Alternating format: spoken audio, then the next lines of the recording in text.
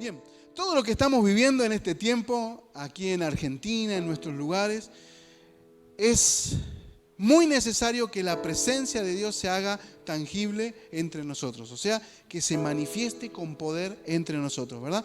La presencia de Dios es la solución a todos los problemas que tenemos en el mundo. ¿Me van siguiendo? La presencia de Dios es lo que nos va a dar la respuesta a todo. Y sabe que buscando un poquito el cómo funcionan estas cosas, cómo sería la presencia de Dios derramada en nuestros lugares, empecé a estudiar sobre lo que es el avivamiento. Hace un tiempo el Señor viene hablándome sobre lo que es avivamiento y entendía presencia, manifestación del Espíritu Santo, y en cierta manera es como que no lograba capturar la idea del Señor, como que me faltaba un poquito ahí un tirón. Y estudiando un poco sobre los grandes avivamientos en el mundo, vi que todos tienen una particularidad.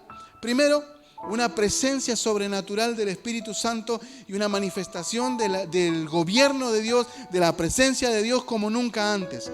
Siempre que hubo un avivamiento, ese avivamiento siempre fue mejor que el anterior. O sea, hubo más presencia. Es como que a medida que fue pasando el tiempo, la presencia de Dios se fue aumentando, el poder de Dios fue aumentando. Cada avivamiento que hubo en la humanidad, Dios permitió que ese avivamiento sea mejor o sea más poderoso que el que había antes. Fíjese lo que sucede. La gloria de Dios se manifiesta en un lugar donde la presencia de Dios cae como nunca antes. O sea, lo que sucedió ayer no se compara con lo que va a suceder hoy. ¿Me va entendiendo? Ahora, cuando estos avivamientos llegan sobre un lugar, sobre una nación, sobre un territorio, lo que sucede es que ese lugar es impactado por el poder de Dios. No solo la iglesia, no solo nosotros los que estamos acá adentro, no solo eso, sino que el pueblo, la ciudad, comienza a recibir el mover de Dios, la presencia de Dios. ¿Me va entendiendo? Ahora, los comercios comienzan a vender. Las empresas comienzan a funcionar, lo que estaba caído comienza a funcionar, todo comienza a dar buenos frutos. Cuando hay presencia de Dios, cuando hay poder de Dios en un lugar, se le puede llamar avivamiento en ese lugar. Ahora, creo que el avivamiento es lo que necesitamos aquí en Argentina y necesitamos en nuestros lugares, ¿verdad? ¿Usted necesita presencia de Dios? Amén, gloria a Dios. Ahora, ¿sabe que en el año 1947, el profeta Smith Wigglesworth, creo que así se pronuncia, no soy muy bueno con el inglés, este hombre hizo una palabra poderosa, profetizó sobre la tierra y dijo: cuando la palabra y el espíritu vengan juntos, habrá uno de los mayores avivamientos en la historia. Como nunca antes. Como nunca antes, cuando la palabra y el espíritu. Y ¿sabe una cosa? En el año 1953, un evangelista en Estados Unidos recibe la instrucción de parte del Señor de que tenía que visitar Latinoamérica. Y este hombre juntó las ofrendas, juntó económicamente para poder viajar, compró sus pasajes y se vino con una comitiva no muy grande. Cruzaron hasta acá y aterrizaron en Chile. En Chile hicieron algunas reuniones en Santiago, otras en Temuco. Estoy hablando de 1953. Y cuando llegó a Temuco iban a tomar el vuelo hacia Buenos Aires. Cuando iba a subir hacia Buenos Aires, él recibe una palabra del Señor en el corazón. Note que este hombre venía de Estados Unidos, no hablaba castellano, era un idioma totalmente ajeno al de él. Y recibió una palabra en el corazón que decía: Perón, Perón. Cuando él se sube al avión, le pregunta a la azafata: en Argentina, ¿hay alguien que se llame Perón, que sea famoso o que sea algo así? Y ella se sonríe y le dice: el presidente de la República Argentina es Juan Domingo Perón. Entonces él dijo: yo tengo que visitar a ese hombre. Yo tengo que visitar a ese hombre. Este evangelista se llama Tommy Higgins. Y él recibe la revelación, Tommy Higgins recibe la revelación del Espíritu Santo y va a toda costa a visitar ahí a la casa de gobierno al presidente Juan Domingo Perón, que no quería recibirlo. Porque en ese entonces ser evangélico era como pertenecer a una secta. De hecho, en ese entonces se nos llamaba la secta de los evangélicos, porque parecía que era un curandero, un hechicero o algo de eso, se nos catalogaba de esa manera. Entonces Juan Domingo Perón no quería recibir a Tommy Hicks. Y ese día él fue igual a la Casa de Gobierno y se encuentra con el secretario de Gobierno. El secretario de Gobierno tenía un conflicto, una enfermedad que no había sido tratada por los médicos porque no se podía. En la época no había tanta tecnología como ahora. Y Tommy Hicks le dijo, ¿me deja orar por usted? En su idioma, traductor. Y el hombre dijo, sí, claro. Y al momento que Tommy Hicks ora por él, este hombre, el secretario del presidente, es sanado instantáneamente. Corre hacia adentro y le dice al presidente Perón, le dice, mire, él oró por mí y me sané. ¿No será que se puede sanar usted? Porque el presidente Perón tenía un problema en la piel, como una alergia, que no podían tratar los médicos. Y estaban esperando la forma de tratarlo. Y de esa manera, el presidente Perón accede a que Tommy Hicks ore por él. Y cuando ora por él, automáticamente la piel vuelve a estar sano. El presidente quedó sano. Ahora, ese milagro hizo que el presidente Perón autorizara a Tommy Hicks a hacer reuniones en estadios. Primero le ofreció el estadio de Atlanta y con alrededor de 45,000 personas la primera reunión. Y después, como el estadio quedó chico, hicieron en otro estadio más grande, que no recuerdo cuál es, pero 85,000 personas. Dicen los diarios, la historia, que en ese tiempo Argentina se paralizó debido a las campañas de Tommy Hicks en los estadios. Dice la Biblia que, dice la historia que la gente llegaba y pasaba por frente del estadio. Dice que los colectivos que llevaban la gente iban y se paraban frente al estadio, pero se descomponía el vehículo y ellos quedaban escuchando que la gloria de Dios, y la gente se caía dentro de los colectivos, se manifestaban afuera, salían caminando, gente que estaba en silla de ruedas, gente que estaba enferma se sanaba en las calles. Todos los comercios del lugar comenzaron a tener un gran avivamiento, vendían como nunca antes. Fue la historia económica más importante en Argentina en 1953 con Tommy Hicks. Eso fue maravilloso. Si quiere, léalo el libro, está muy bueno. Y en el año 1979 hubo otro avivamiento, y este fue con Carlos Anacondia. También fue un gran movimiento de Dios. Ahora, después de todos esos movimientos de Dios, siempre estaba que la iglesia volvía al letargo, volvía al acostumbramiento, a esto, a las reuniones comunes y corrientes, a estar ahí. Bueno, voy, no voy, decido si voy, si me anoto, no me anoto. Después como que la gente vuelve al estado, ¿verdad? Ahora, cuando comencé a estudiar estos avivamientos, porque yo recibía la palabra avivamiento, empecé a escuchar palabra avivamiento, soñaba con avivamiento, me levantaba y había palabra avivamiento, el Señor me hablaba de avivamiento y era continuo. Pero cuando comencé a estudiar estos pasajes, me di cuenta que estos hombres, Tommy Hicks y Carlos Anacondia y todos los grandes que participaron de grandes avivamientos, tenían un respaldo, primero teológico o instrucción, preparación. Era gente estudiada. Tommy Hicks era un profesional, tremendo profesional. Carlos Anacondia, por otro lado, era gente con muchos dones, muchas capacidades y una buena preparación. Entonces allí estaba yo y miraba y decía, bueno, principalmente no me puedo comparar con esta gente. Por otro lado, la comitiva, la iglesia que envía a Tommy Hicks a Argentina, una iglesia, una mega iglesia para aquellas épocas. Entonces como que yo dije, Señor, ¿será que nosotros podemos? Y ¿sabe una cosa? El Señor me llevó a ver algo que yo había estudiado hace muchos años, y de hecho rendí una tesis con esta historia, y el Señor me llevó a recordar lo que fue el avivamiento en la calle Azusa, en California, Estados Unidos, a principios del siglo XX, específicamente 1906 hasta 1913. En la calle Azusa hubo un movimiento sobrenatural del evangelio. Un hombre llamado William Seymour, fue producto de una esclavitud, padres esclavos, negro. Y él nació en el año 1870, pero en el 1905 se puso a estudiar teología. Era un hombre que no tenía mucho estudio, pero se puso a estudiar teología en el seminario teológico. Y dice la historia que a este hombre, a William Seymour, lo dejaban afuera. Le decían, mire, la iglesia, los pastores, los hermanos le decían, no, mire, como usted es negro, usted tiene que esperar afuera. Así que él lo que hacía era tomar la clase desde la ventana y anotaba su clase y allí se graduó.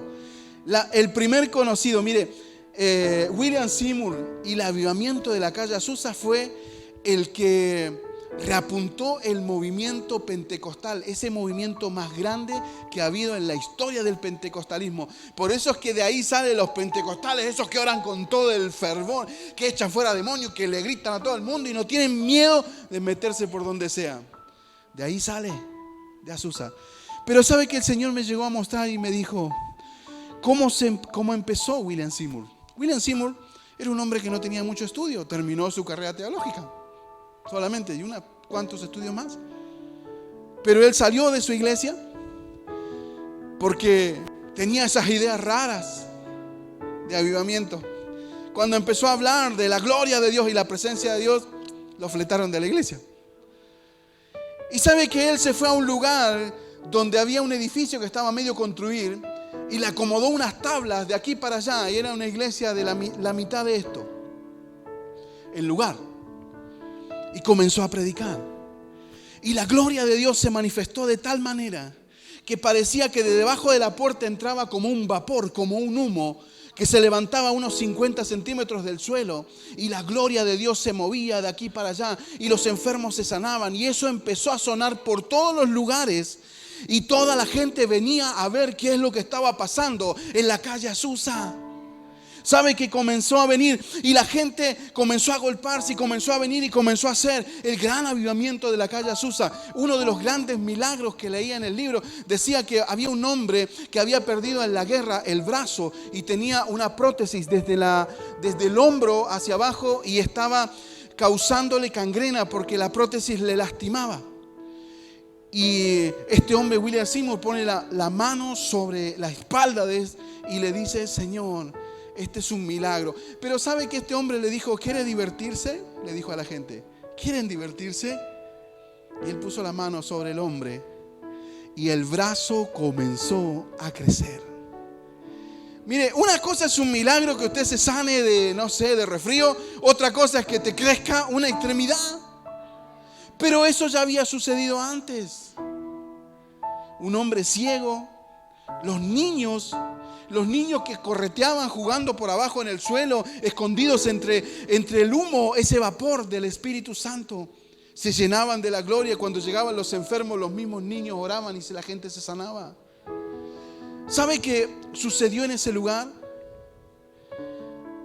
Muchas veces los vecinos llamaban a los bomberos porque decían que se estaba prendiendo fuego el techo de la iglesia, porque del techo de la iglesia hacia arriba salía una llamarada que llegaba hasta el cielo y parecía que del cielo bajaba otra llamarada y se juntaban las dos llamaradas y allí estaba el poder de la gloria de Dios. El poder de la gloria de Dios. Tremenda la gloria del Señor. Tremenda la gloria del Señor. Ahora, ahí el Señor me dijo: yo le estoy dando a la iglesia hoy en día un avivamiento como no lo han vivido, como nunca antes lo han vivido. No se compara con aquellos movimientos. Lo que yo voy a hacer hoy va a ser grande, tan poderoso, que no tiene precedentes anteriores. Ahora mire, hermano, yo soy un convencido y me gustaría que usted se contagie de esto. Soy un convencido de que la gloria de Dios puede hacerse presente. Está presente y hoy es el día de la gloria de Dios.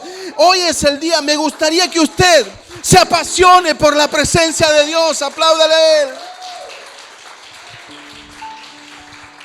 Mire, estamos viviendo un tiempo ideal para que un gran avivamiento sin precedentes comience a caer en Argentina y en el mundo. Siempre que hubieron grandes movimientos de Dios, presencia de Dios en los países, fue cuando los países vivieron las peores crisis.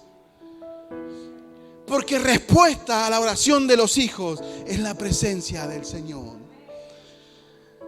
Cuando oraba Y le daba gracias al Señor porque Él me decía, sos un candidato. Tu iglesia, la iglesia Casa del Padre, es candidata. Ahora, ¿sabe qué yo sentía cuando oraba? La voz del Señor. Y la voz del Señor me dijo, ¿y estás listo?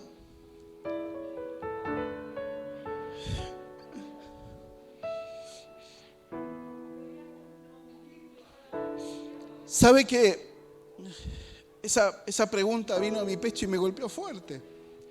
¿Estás listo? Y yo le dije al Señor, no sé si estoy listo, pero estoy dispuesto.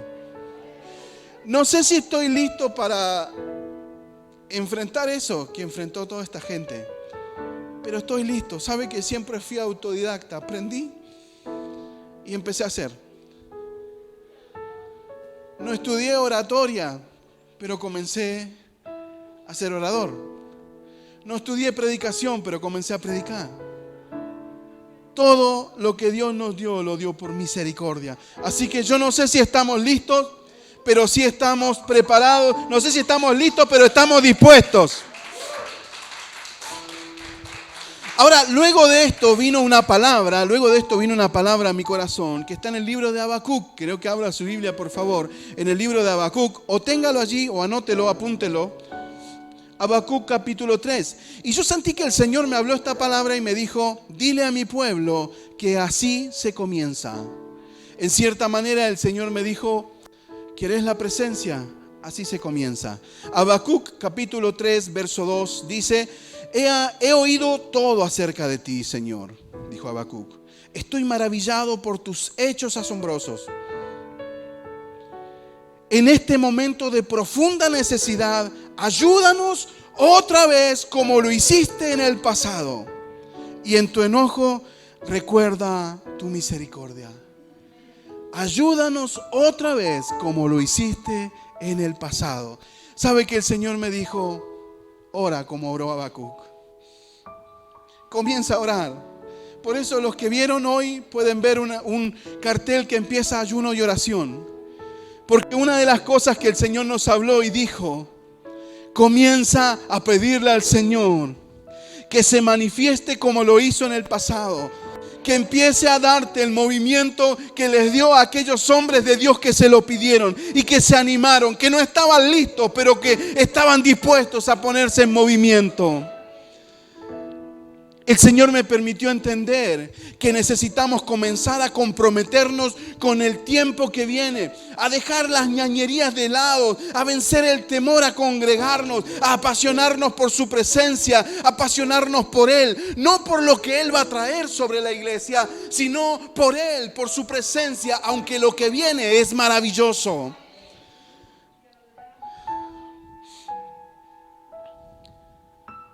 Diga conmigo, primera oportunidad.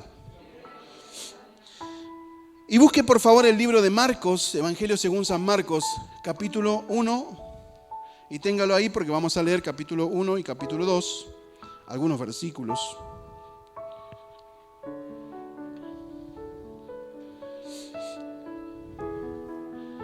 Capítulo 1 del libro de Marcos, capítulo 1, verso 21, dice que Jesús llega a Capernaum por primera vez. Présteme atención y ya vamos casi por el final del mensaje. Jesús llega a Capernaum por primera vez y predica y comienza a predicar en las sinagogas de ellos. Resulta que dentro de las sinagogas de ellos había un hombre que estaba endemoniado. O sea, mire, esto da evidencia que venir a la iglesia no es garantía de nada. Nacer en un garage no nos hace ser un auto.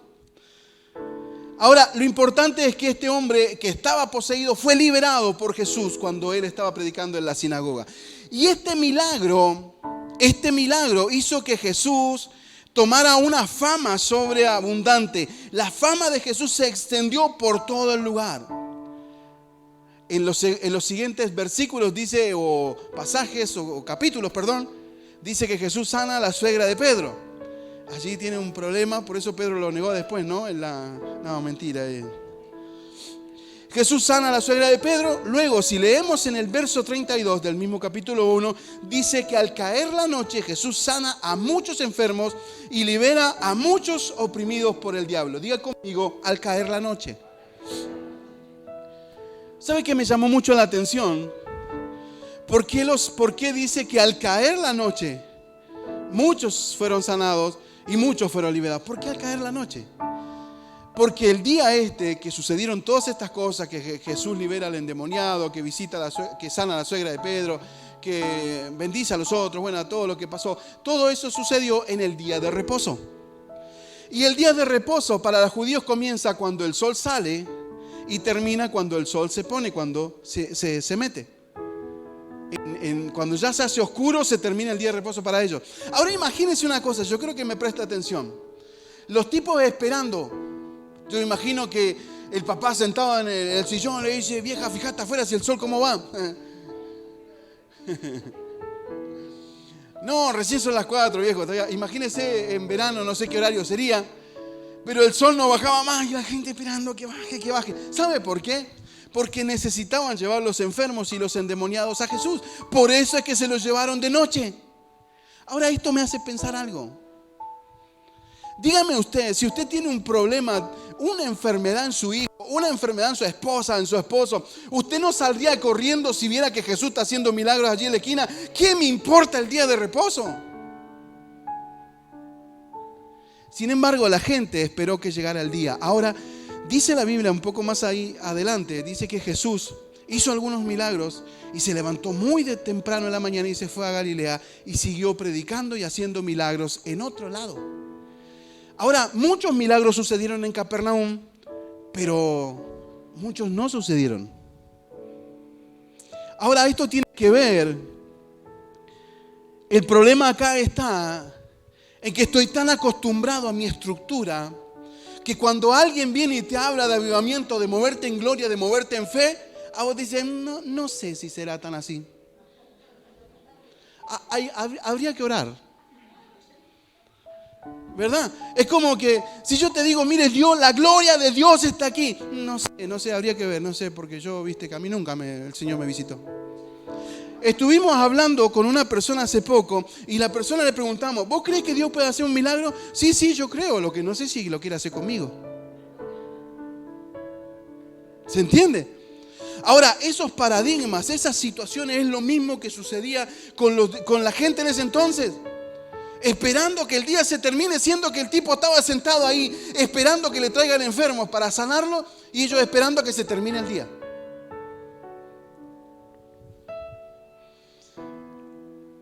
Cuando le buscamos la quinta pata al gato al asunto, como dice el dicho popular, estamos encajonando la presencia de Dios en lo que creemos. Y ahí están los teólogos buscando ahí señales en el cielo, midiendo las esferas de los tiempos y sumando que la luna roja, que esto, que otro. Mire, se va a terminar el mundo y ellos van a seguir buscando señales. Lo que Dios está haciendo es sin precedentes. Si Dios quiere derramar su gloria ahora, lo va a hacer. No tiene que pedirle permiso a nadie. Y esto es lo grande. El problema está en que los movimientos de Dios muchas veces pasan de largo y Jesús se va a otro lugar y usted se queda esperando el resultado porque no se animó a meterse, no se animó a infringir a veces costumbres que tenemos. ¿Usted me está entendiendo? Ahora lean conmigo por favor Marcos capítulo 2, vamos a avanzar un capítulo. Marcos capítulo 2, verso 1 y 2. Dice así: unos días después, cuando Jesús entró de nuevo, diga conmigo de nuevo, en Capernaum, corrió la voz que estaba en casa. Se aglomeraron tanto que ya no quedaba sitio ni siquiera frente a la puerta mientras él les predicaba la palabra. Note que dice: unos días después, Jesús entró de nuevo. Diga conmigo de nuevo. Este capítulo 2 nos dice que Jesús llega de nuevo a Capernaum. Significa que yo creo que Jesús dijo: me faltaron algunos milagros ahí en Capernaum. voy a volver de vuelta. Y Jesús volvió de nuevo a Capernaum y comenzó a hacer milagros. ¿Sabe qué me habla con esto? De que lo que la iglesia vivió en algún momento lo va a volver a vivir. De lo que sucedió en algún momento de la historia lo va a volver a vivir. Porque Jesús, yo estoy convencido de que el tiempo que perdimos en pavadas, el tiempo que perdimos en la vida cristiana tratando de entender cosas, ese tiempo que perdimos, Dios dice: yo vengo de vuelta, muchachos, estoy acá. Muchachos, estoy descendiendo en la iglesia, estoy en la iglesia otra vez. No se acostumbren, no se encierren en el día de reposo. Vengan y adoren al Padre. Lo único que el Padre pide es que le adoren. Dice la Biblia que cuando la gente se enteró, el lugar se llenó, no había más lugar. Qué grandioso, ¿no? Y hoy es el día, hoy un día, yo puedo decir que el Padre está acá en la casa, que Jesús está acá. ¿Sí o no? El Padre está acá. Ahora, este es el principio de un gran avivamiento. El principio de un gran avivamiento, primero, es que el Padre esté en la casa, que el Espíritu Santo esté en la casa, que Jesús esté presente en el lugar. ¿Me va siguiendo? Ahora, Dios vuelve a casa. Esta es la respuesta para las crisis, para la existencia del mundo. Es la respuesta. Y aunque muchos no lo quieran reconocer, o no les interese, o no les pase por la cabeza congregarse, van a ser bendecidos a causa de la gloria de Dios en un lugar. Cuando la gloria de Dios está en este lugar, todo el barrio es bendecido. ¿Me va entendiendo? Ahora note que el versículo 2 termina diciendo: y les predicaba la palabra. Aquí no le está diciendo que le estaba endulzando un mensaje motivacional. Mire, el mensaje que Jesús les daba era: arrepentidos y convertidos. El evangelio ha llegado, las buenas nuevas han llegado a este lugar. Lo que Dios nos está dando hoy no es un mensaje motivacional. No estoy motivando su espíritu para que usted haga algo. Yo le estoy diciendo que la presencia de Dios está en este lugar y es lo que va a cambiar su vida, va a cambiar su entorno, va a cambiar su tiempo, sus circunstancias. Lo que usted esté viviendo se va a transformar en algo poderoso porque el Padre está en la casa.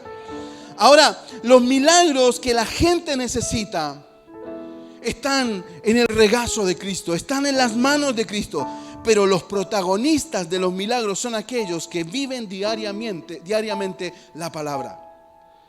Jesús les predicaba la palabra. Y note que la profecía que dijo el autor anterior que leímos decía: cuando el Espíritu y la palabra se junten. ¿Me va entendiendo? Este es uno de los grandes principios. Ahora diga conmigo: determinación. Seguimos leyendo Marcos capítulo 2, versículos 3 al 5. Marcos capítulo 2, del 3 al 5, dice: llegaron 4 hombres cargando a un paralítico en una camilla. Como no podían llevarlo hasta Jesús debido a la multitud, abrieron un agujero en el techo encima de donde estaba Jesús. Luego bajaron al hombre en la camilla justo delante de Jesús. Verso 5 dice: al ver la fe de ellos, Jesús le dijo al paralítico: hijo mío, tus pecados te son perdonados. El tiempo de avivamiento en un lugar comienza con la determinación de unos pocos. ¿Cuántos eran los amigos? Se necesitan 4. Con 4 comienza un avivamiento. 4 que se determinen a traer a ese que necesita un milagro. ¿Usted me entiende? El paralítico tuvo la gran bendición de tener 4 amigos que se determinaron a traerlo hasta Jesús, cueste lo que cueste. Yo no sé cómo lo subieron a la camilla, yo no sé cómo lo traían, pero de alguna manera lo trajeron. Esos 4 amigos seguramente amaban a ese paralítico. Ellos lo conocían. Capaz que en algún momento el tipo jugaba la pelota con ellos. Era músico, era cantante, no sé qué era, pero estaba con ellos. Pero un día él necesitaba de sus amigos. Y los amigos dijeron: nosotros conocemos un lugar donde hay uno que hace milagros. Y yo imagino que así como siempre hay uno que es más metido que el otro y le dice, ¿lo llevamos? Sí, lo llevamos, vamos. ¿Se entiende? Siempre hay uno que dice, vamos, sí, vamos todos, ¿cuál es el problema? Y lo metieron ahí y salieron con él. Y sabe que se encontraron con un gran problema, porque el lugar estaba lleno, no podían pasar de tanta gente. Pero eso no fue un impedimento. Ellos no vieron un obstáculo para recibir el milagro.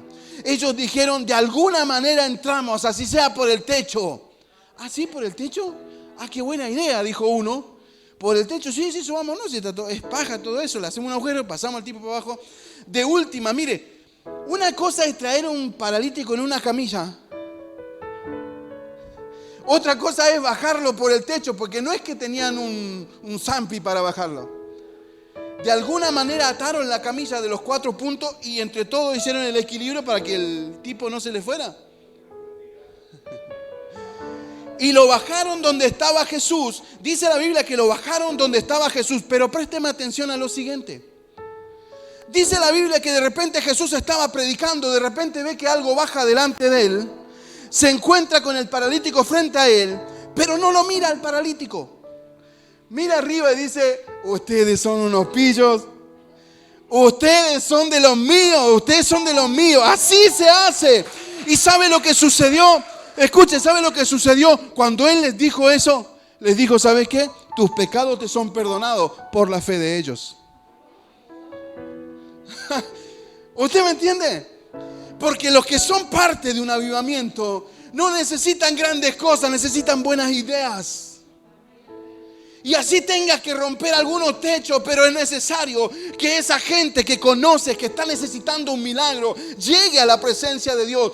Porque ahí en los lugares se terminan matando, se terminan suicidando, terminan perdiendo la vida. Porque nadie los trajo, nadie los metió, aunque sea por el techo. Yo me imagino que tienes amigos, yo me imagino que hay gente en este momento que estás pensando, a este le falta, a este lo bajo por el techo. A este el miércoles, el domingo lo anoto en la reunión y de alguna manera lo traigo. Porque así comienzan los grandes avivamientos. ¿Sabe cómo comienzan los grandes avivamientos? Con fe y determinación. Esto que les conté es la imagen de un gran avivamiento. Fe y determinación de gente que no se va a ver limitado por las circunstancias, que va a predicar la palabra cueste lo que cueste.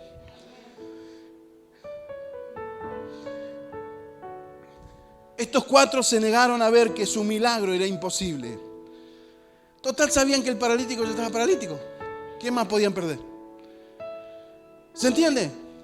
Cuando usted habla a alguien, usted le predica la palabra a alguien, si total el no ya lo tiene. ¿Qué puede perder? Que te digan no, canuto loco. ¿Qué más puede perder? Pero podés ganar un alma. ¿Sí o no? Ahora, note que Jesús le dice al paralítico, bueno, tus pecados te son perdonados, pero toma tu camilla y vete. Dice la Biblia que él agarró, de un salto se puso de pie, porque ¿quién no se va a poner de pie? ¿Quién no va a saltar de alegría ante semejante milagro? Dice la Biblia que él tomó su camilla y salió pancho por su casa, pero algo sucedió. Dice que los religiosos empezaron a murmurar, se enojaban. ¿Sabe? Esto es lo lamentable que sucede muchas veces cuando estos movimientos de Dios comienzan a ser tangibles en las iglesias. Hay muchos que no los entienden y los comienzan a criticar. Pero Jesús los conocía. Lo importante de todo esto es que Dios hizo un milagro sin precedentes. Y lo que Dios está haciendo hoy, mi amado hermano, es un milagro poderoso de avivamiento en nuestros lugares. Ahora, yo no sé si usted comparte mi idea, pero yo creo que nosotros ya estamos empezando. Por eso Dios está moviéndose de alguna manera sobrenatural. Lo que Dios está haciendo en este tiempo es derramar su presencia como nunca antes sobre nosotros, sobre sus hijos. Ahora, présteme atención aquí. ¿Sabe que la demora de su presencia se terminó? ¿Escuchó hablar sobre el tiempo Kairos? ¿Sí escuchó? ¿Cuántos escucharon? ¿Qué es el tiempo Kairos? Es el tiempo de Dios, tiempo establecido por Dios. El tiempo Cronos es el tiempo que nosotros conocemos, es el tiempo cronológico, que es nuestro tiempo, son nuestros momentos, nuestros tiempos. Nosotros vivimos bajo un crono. Pero el tiempo Kairos de Dios, a Dios no le importa. Un día es como un año es como un día. ¿Se entiende? Dios se mueve cuando Él quiere moverse. Nosotros podemos sacar cuentas de a ver cuándo nos correspondería vivir un avivamiento. Y Dios dice, yo lo quiero derramar ahora en Aluminé y de acá va a salir. ¿Usted me está entendiendo? La gloria de Dios se manifiesta. Ahora, la pregunta es la siguiente. Y aquí viene la pregunta del millón. ¿Cuántos quieren ser parte de este avivamiento? Y si Dios nos pregunta, ¿estamos listos? No, pero estamos dispuestos. Amén. Ahí en Zoom, estamos dispuestos. Para que haya un gran avivamiento se necesitan dos cosas entonces. ¿Qué se necesita? Primero, fe, determinación. Primero, apasionarse por su presencia. Que la presencia de Dios esté acá y la honramos como nunca antes. Primero, es eso. Apasionarse por la presencia. Y segundo, fe y determinación. Son los dos puntos importantes para que la gloria de Dios se comience a manifestar. No pasaría nada si la gloria de Dios se manifiesta y entre nosotros la disfrutamos. Pero se necesita determinación para salir a buscar a aquellos paralíticos y meterlos, así sea, por el techo. ¿Usted me entiende? Póngase de pie, por favor. Mariana, ¿me ayudas acá? Gracias por tu presencia, mi Dios.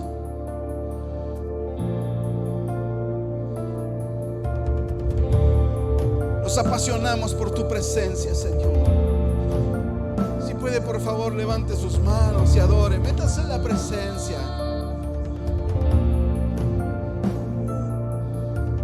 Tengo hambre de ti.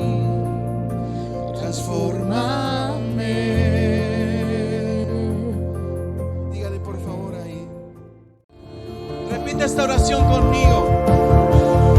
Repite esta oración bien fuerte. Diga: Padre Santo, en el nombre de Jesús, hoy decido